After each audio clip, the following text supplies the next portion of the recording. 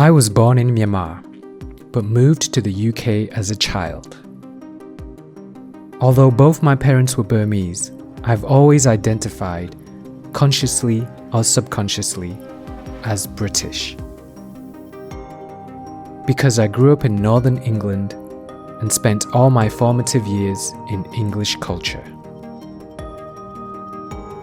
The reason I say this is because in recent years, living in Europe, I've felt a growing sense of pessimism around me, especially compared to my childhood in the 80s and 90s. That feeling grew after traveling to Asia for the first time as an adult and noticing how my Asian friends had a much more optimistic and resilient mindset than my European and American friends. I didn't have the words to describe my observations until I read this book, Has the West Lost It?, which validated everything I was going through. The three key messages I take away from this book are: 1. Today is the greatest time to be alive as a human, measured in terms of global violence, absolute poverty, hunger, and child mortality. 2. This is a result of Western gifts of logical reasoning, scientific and strategic thinking that lifted the world out of the Dark Ages 300 years ago.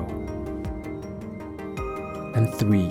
The Western elites became complacent and unable to adapt to the changing global geopolitical landscape.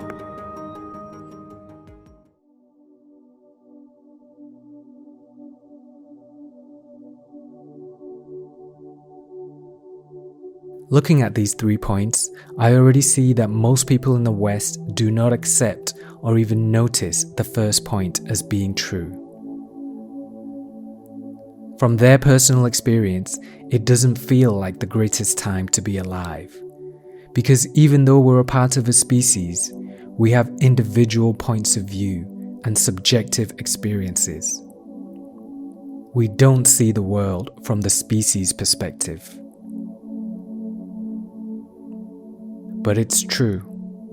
The number of deaths from wars have reduced. The number of people dying from hunger has never been lower. And child mortality is getting closer to zero with every passing year. As for absolute poverty, it's fallen from 75%. That's 75% of all people in the world living in poverty in the 1950s, which was very recent, to under 10% today.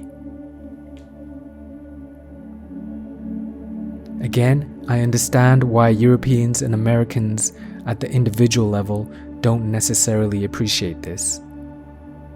On a relative scale, they haven't seen improvements in their standard of living as much as an individual in Brazil or Bangladesh has.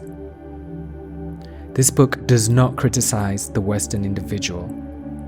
It criticizes Western elites, the political leaders, and the media. This ignorance about the extraordinary progress made by billions on our planet is aggravated by the global supremacy of Western media, which dominate global news and infect the world with the prevailing Western pessimism. The book talks about the rise of Asia and how the Asians have learned the virtues of rational governance from the West and are using them to fuel their rise. The very virtues that Westerners have forgotten. The book urges Western leaders to be more Machiavellian and to choose pragmatic morals over idealistic or dogmatic ones.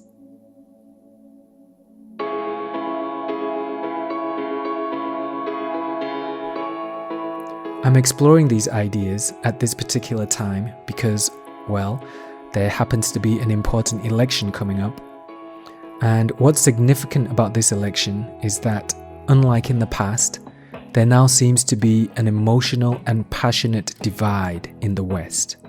No matter who wins, it looks like there'll be anger and hatred from supporters of the losing candidate, which of course is a big shame.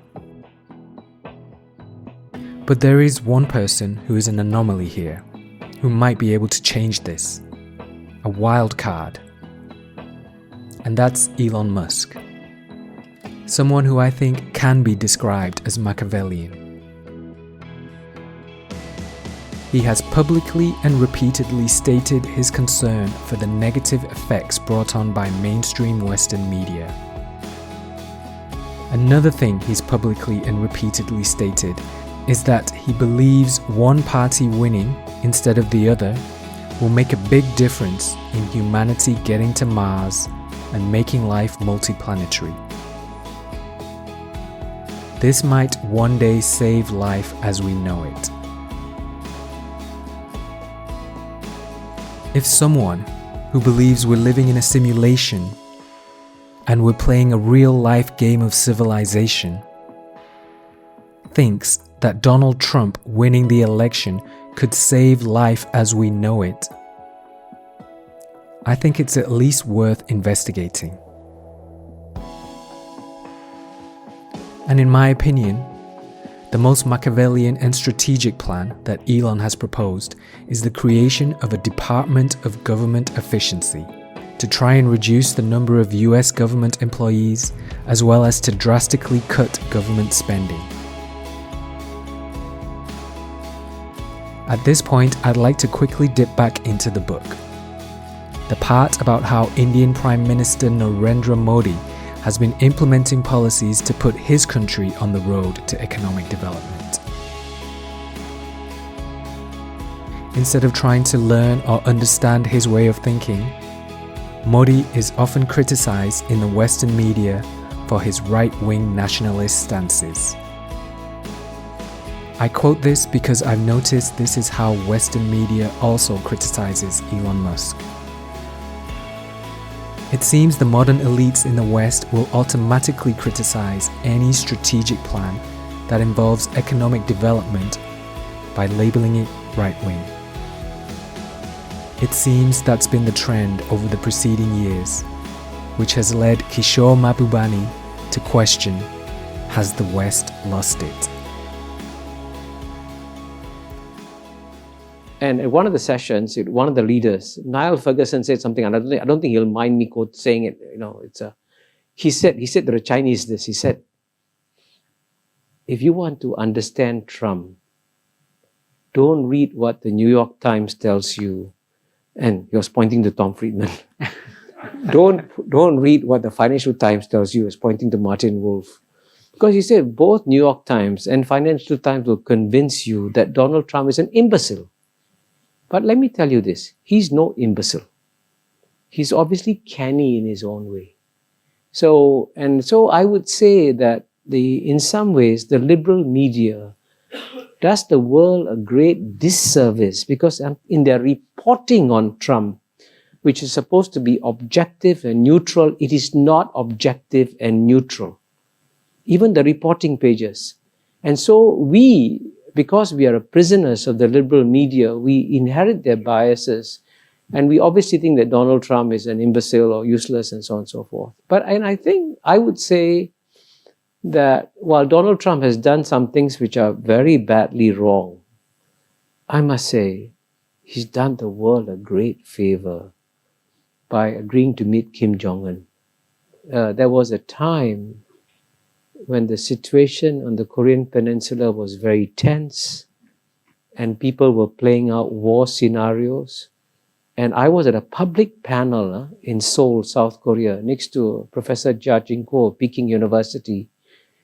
And I was shocked. This is a public statement. I can quote him. He said, it's time for China and America to start talking about how they will deal with each other if a war breaks out in the Korean Peninsula. I never thought a Chinese professor would say this. So the fact that Donald Trump has reduced the temperature on the Korean Peninsula and created the possibility of a solution is something we should be grateful for. And if they give a Nobel Peace Prize, I'll be very happy.